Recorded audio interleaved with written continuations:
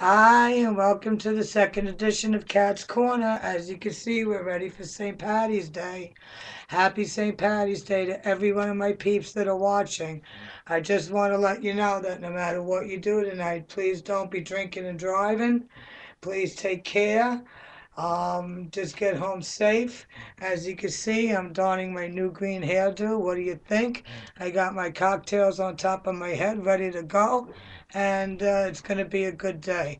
Going to go out a little bit later, take some pictures, get a little Irish fare, and enjoy the day.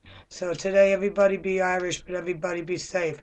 I got a couple of questions. I tried to get them around this holiday. Some of them are, whatever. So let's go. This one is from Sammy. Dear Kathy Katz, if I drink green beer on St. Patrick's Day, will I pee green? I'm not even going to touch that with a 10-foot pole. If you never drank green beer and you don't know the answer to that, then you're obviously not 21 and you shouldn't be asking me questions. So forget that one. Okay. Here's another one from Audrey. Is St. Patrick really Irish or Italian? Okay. We've been having and hawing about this all week, and this is what I've learned. St. Patrick's parents were born, and they're Roman. They were born in Rome. He was kidnapped when he was about, I believe, 6 years old, and he was brought over to Scotland and then Britain. From there, he went back, he did some traveling, and he was sent over to Ireland to chase out the snakes. So, from what I understand, the snakes are Irish, St. Patrick is Italian, but you take it from there. Google it, do whatever. We've been debating about this all week, but from what I understand, St. Patrick is definitely Italian. Okay, okay. Dear Kathy Katz, I was hoping that you would do a corned beef and cabbage this week. I'd like to know how you make it. I like to make one for my family rather than be going out and getting it, with the potatoes and everything. Could you please share with me your recipes for a good corned beef and cabbage? Thank you very much, Patricia. Okay, Patricia. All I can tell you is I wish I would have read this earlier. I would have did it on my cooking channel. But when you go out and you buy your corned beef, and I know it's late, but anyone that's going to go out today, get yourself the biggest corned beef you can get because they shrink. Okay? Get some nice potatoes. I personally prefer the red potatoes. They're sweeter. All right? And then get a nice cabbage. You're going to notice cabbage went up today. Anyway, make a long story short, a lot of people boil their corned beef. I do not suggest boiling your corned beef whatsoever. Corned beef comes with these little packages nowadays with the spices and the pepper and, the little peppercorns and everything else. What I would do is I would take those spices and I would rub the corned beef and I would marinate it. I would peel your potatoes if you like them peeled because I make boiled potatoes. I personally like to leave the skins on because that's where all your vitamins. Get the small potatoes, take your cabbage, quarter it, get out the core. Throw your cabbage and your potatoes all in one thing of water and bring it to a nice slow boil. A little salt, a little pepper. When the cabbage is just about getting ready to turn, what I would do is I would take it out and I would lay some of it in the pan and I would steam your corned beef. Lay the cabbage on the bottom, put the corned beef on top if you want. Even wrap the cabbage in the corned beef, like you were making it a present or something, because it's going to come out really, really good. Put it, don't cover it with water because then again you're boiling it. Take about a half, fill it halfway up with the water so you can still see the corned beef. Put a top on and steam it. You know me, steaming everything slow. Don't salt it. I know I salt everything. Um, but just steam it. You could go in, you could turn it, and the slower you steam it, the better it's going to be. I wouldn't cut a lot of fat off of it because that's where you get a lot of your nice flavors from. If you even want, you could put it in a crock pot, but I would do the corned beef separately with the cabbage. I wouldn't put the potatoes only because the potatoes are going to give a starch and it's going to take away from the corned beef. So that's what I would do with your corned beef and cabbage. Okay. Let's see, what's my next question here? Dear Kathy, what are some ways of avoiding a hangover for the next day? I like very much to know because I'd like to plan on going out that night on St. Patrick's and having a good time. Thanks a lot. I appreciate it. Any insight you give me would be much appreciated. You said that twice already. And this is from, I can't even read my own handwriting. It looks like Alan. All right, Alan, the best way to whatchamacallit, not to get a hangover, don't drink. Don't drink. But it's St. Patrick's, everyone's going to drink. All I can say is don't drink so much, but everybody's going to go out and drink a lot. So this is what I suggest. Slow down, eat before you go out, nibble while you're going out. Don't drink anything with sugars in it, like rum and cokes. You're gonna get the sugar from the coke. Don't drink all those sweet martinis. Drink with some nice heavy ales tonight. Some nice black and tans. Some nice, even a Peroni. That's my beer, and it's not Irish, but Lowenbrow. Something nice that you normally wouldn't get, and you're normally not gonna chug back before you go out. I don't know. I keep it in my house only because I like to do vitamins and herbs. Take milk thistle, take dandelion root, do everything you can to protect your liver. Also, when you get home at the end of the night, take a little bit of olive oil, extra virgin, and a lemon, about a shot of each. Mix it together and take a shot. This helps remove all the liver and keep the liver functioning.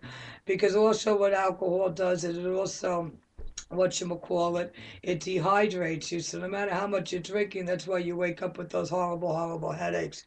So if you can, try to drink water in between. But chances are, the majority of people that go out tonight are going to wake up with a hangover. So what I would do is just try to get some time where if you think you're going to wake up hungover in the morning, get some coffee in you, eat very light. Um, Go and make a Bloody Mary if you need to, very hot with some horseradish. Have some eggs, get the protein, have a little steak and eggs. Get out for a walk. The best thing is to get back on the horse. If you need to, you take a little nap in the afternoon. Because remember, you really don't want to ruin, like tonight's going to be a lot of fun for a lot of people, but you really don't want to ruin tomorrow by not feeling too well. And then, of course, for many of us, work comes very early. So on Monday morning. So what I suggest tonight is just enjoy, have fun, be your personable self. You don't need to get drunk to have a good time. And please get a designated driver. Don't drink and drive. Don't walk and drive. Don't get to the point where, you're going to be like, oh my God, what did I do in the morning? Have fun, eat, listen to some good old Irish folk songs. Find out in your local papers and Google on your computer what's going on tonight. Just don't make tonight about drinking because that's really not what St. Patrick's Day is all about. It's not about just going out and getting pie-eyed. I was going to do an adoption question, but I'm not going to bother this week. Well, I'll wait till next week again. But I just wanted to say I enjoy doing this. I enjoy sitting here and talking with you all. Remember that I'm on Blog Talk Radio every Saturday morning from 10 to 10:30. Anybody that wants to come on and discuss any topic within reason, you're more than welcome to come on.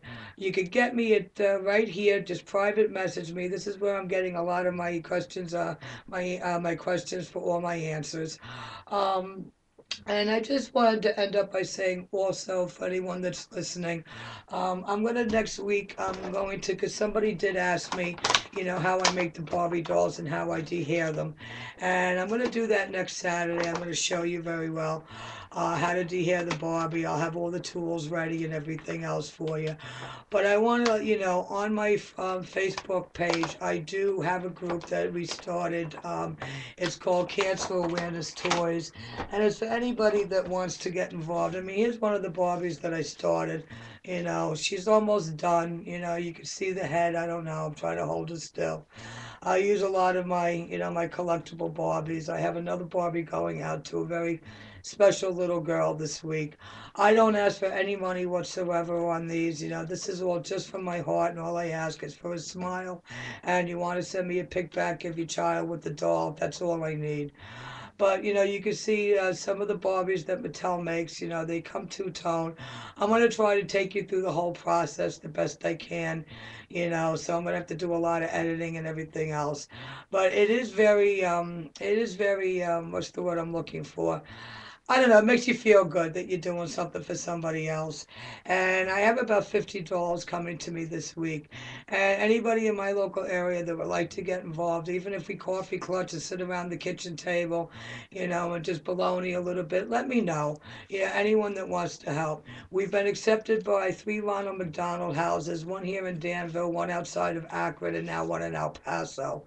We're also dealing with a children's cancer hospital outside of Akron as well.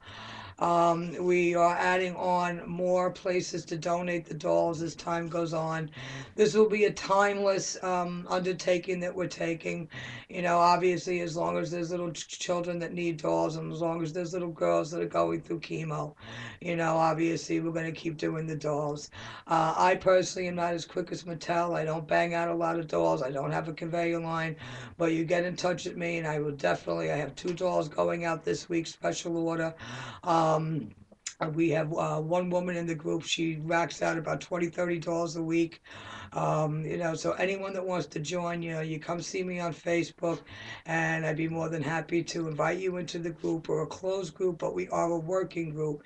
Everybody in our group does do something, whether they sew or, find bargains or collect dolls or whatever the case may be. So, with that, I just wanted to say when you're cooking your corned beef and cabbage, wrap it up. If you're drinking your green beer and your pea green, maybe you drank too much. When you're out tonight, remember St. Patty's Day is not about just drinking. There's a lot more out there. Listen to some bagpipes, listen to some good old Irish music, tell some Irish jokes, do the Irish jig. Everybody today, just be safe so, everybody's back home with their loved ones tonight and you wake up tomorrow. And no matter how you feel when you wake up in the morning, at least you made it home. So, with that, I'm going to say, I don't even know how to say goodbye in Irish, so I just have to say like I always do. Ciao, Bella. Take care. We'll see you soon, and you have a good day. And enjoy your night, and always, always, always stay safe. Peace, love, and blessings.